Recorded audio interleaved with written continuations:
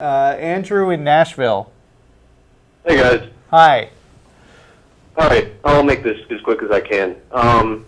So I'm an atheist, for the record, big black sheep in the Bible Belt. And what I want to talk about is one of the issues that was brought up in the very beginning, which is failing the environment. Now, many religions prohibit the consumption of meat. Islam and Judaism prohibit pork, Hinduism prohibits the consumption of beef. But one of the things that turned me off to religion the most was bacon. I love bacon so much; it's great.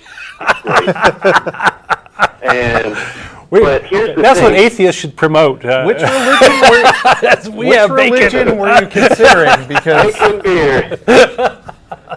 That could be But our here's marketing. the thing that I want to discuss. Yeah. A lot of people are turned off to the consumption of meat for dietary reasons and for religious reasons, but also for secular ethical reasons. When you go into the supermarket and you buy meat, you don't really feel a whole lot of guilt because you're not directly responsible for slaughtering the animals which you're wanting to consume. However, as a meat consumer, you are in a way indirectly responsible for, say, the exacerbation of growth hormones, proliferation of steroids, confining animals to very small spaces in factory farming. okay. And By the way, I'm not a vegetarian or a vegan, but I recognize some of those ethical issues you're bringing up as legitimate points of discussion. Okay, and that's exactly what I wanted to ask you two is whether or not you two were a vegetarian or vegan, and Russell, you answered that question. And My sister is vegan.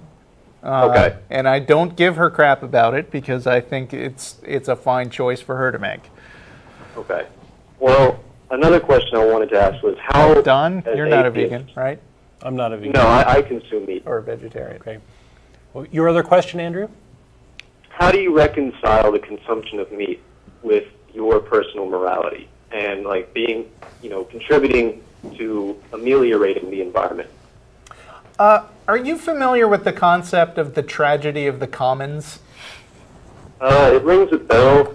I don't have Wikipedia in front of me, so I don't know. This is something that's brought up in game theory from time to time. Apparently, I think, and I'm going to get this story totally wrong, but this is based on an actual Scottish town at some point in history where they would all have cattle, but they would have these communal grazing areas.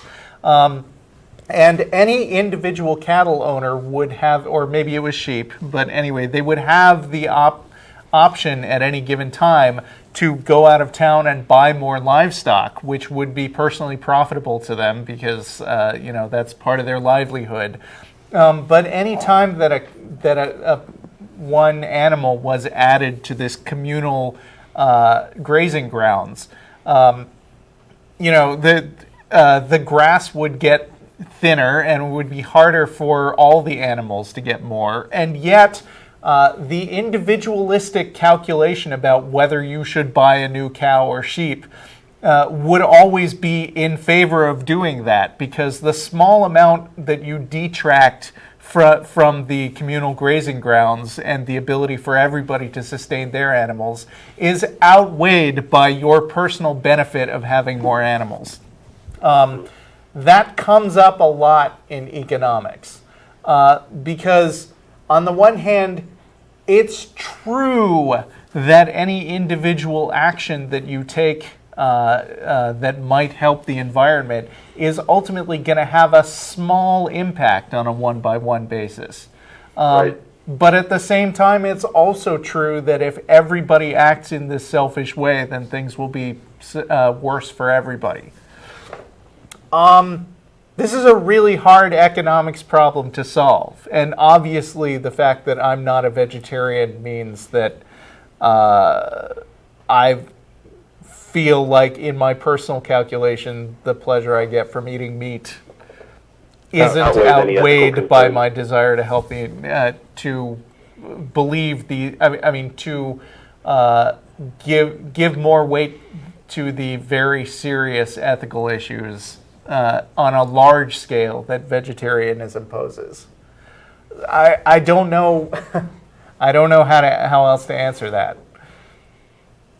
Well, that's satisfactory, I guess. I mean, I'll look more into the tragedy of commons. Yeah, You know, check it out. I love meat myself. I Yeah. eat it damn near every night. But at But the same you time, I know- do feel a little So bit guilt. that's a general economic principle, and not necessarily directly talking about vegetarianism. But Russell's made a good point of Yeah. the individual's decisions we make may not be the best for everybody, right? Right. I see. But that's certainly one of the challenges. I know a lot of vegetarians who live very happy lives and really enjoy the diet that they have. And I'm not trying to talk anyone out of vegetarianism. I think that if they feel seriously enough about those ethical issues, they should go ahead and look into it. Okay. All right, guys. Well, thank you. I'll let you get to the other callers, but thank you so much for answering the question. Thanks. I've got a lot more stuff I'd like to bring up at some point in the future. Okay, well, I'm can heading you call over to back again? Taiwan in a week to do an ESL adventure. I'll let you go. All May right. his noodly appendages bless you. Ramen. Goodbye. Okay, May his noodliness, etc. right.